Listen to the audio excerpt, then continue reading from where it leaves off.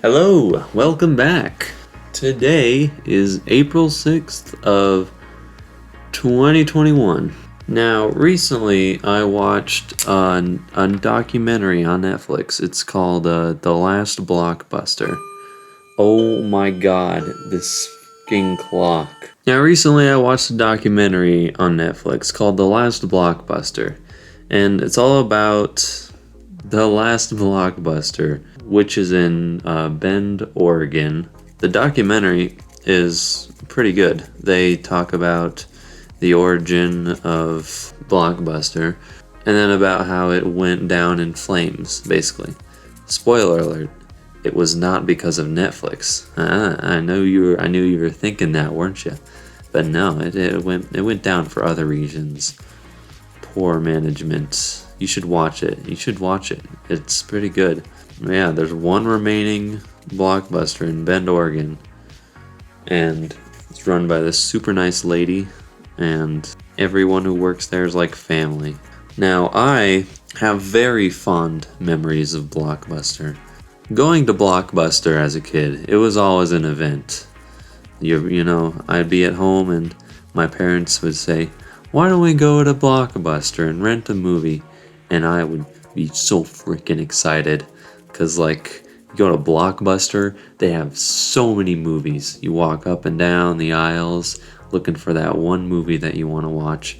You could watch anything in the world, and it's right there in Blockbuster. It was magical.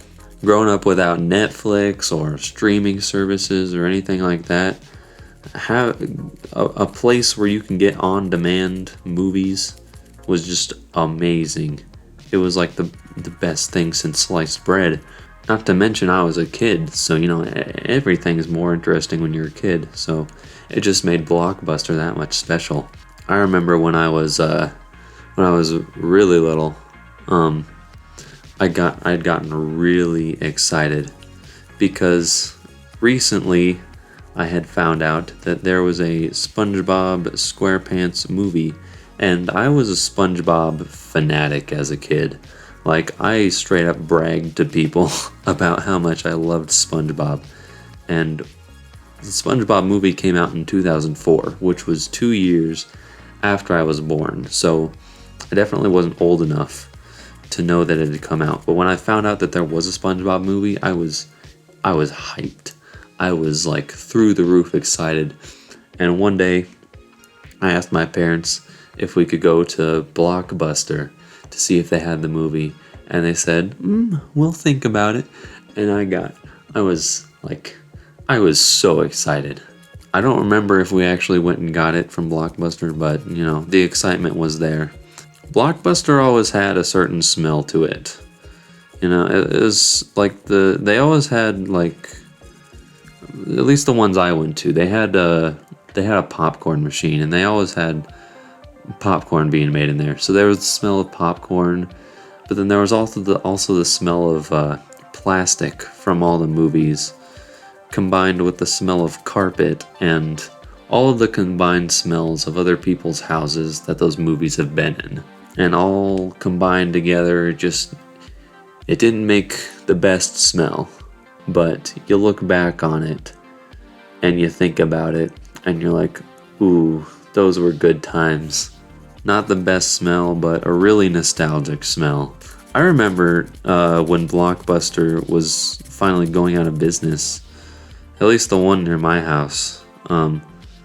They were finally closing the store, and me and my dad and my sister, my whole family, we went down to Blockbuster and we started looking at all the movies on sale, and we found I think the only interesting thing I found was the third Diary of a Wimpy Kid movie. The third Diary of a Wimpy Kid movie feels like it came out not that long ago, but it must have come out so long ago for it to have been in Blockbuster before they closed. That's crazy. Now, I can't say that I was old enough to be able to walk through a Blockbuster when they had VHSs, but I was definitely a VHS kid. My parents had a ton of VHSs and a pretty cool VHS player.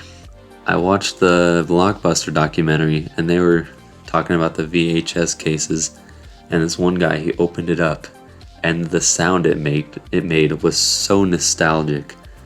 And you know how like when you close a VHS case and it makes that little snap sound? Ooh, it's euphoria. I love it so much. If I ever find a VHS case, I'm gonna do an ASMR on it, because if you ever used a VHS case, it's gonna be pure nostalgia when you hear it. But yeah, Blockbuster will be missed. There's one left though. We have one chance. Let's not waste it. It's in Bend, Oregon. Go visit it. This is like the Lorax when they had one truffula seed left. And also in the documentary, there was one thing I wasn't sure I agreed on, and it was everyone saying, well, Blockbuster had this amazing nostalgia factor, and we just don't get that with all these, nowadays streaming services. And I feel like that's sort of a negative look at it. I think that there is a bit of a nostalgia with these modern streaming services, because in 50 years, Netflix might not even be here. And if it's not, I can guarantee you, all of us millennials and Gen Zers, we're going to be watching that old Netflix intro on repeat. And every time we do, it's going to take us back to those days, watching Stranger Things, Breaking Bad, Big Mouth, all the goodies. Just because we don't have the tangibility of a video rental store, we'll always have memories, and we'll always have some form of media to be able to look back at them on. It's like music too. Like, there aren't any record stores anymore, but there are songs that I listened to from years ago, and every time I do, it's like I'm taken right back to the first time I heard that song. It's not tangible nostalgia, but it's still nostalgia.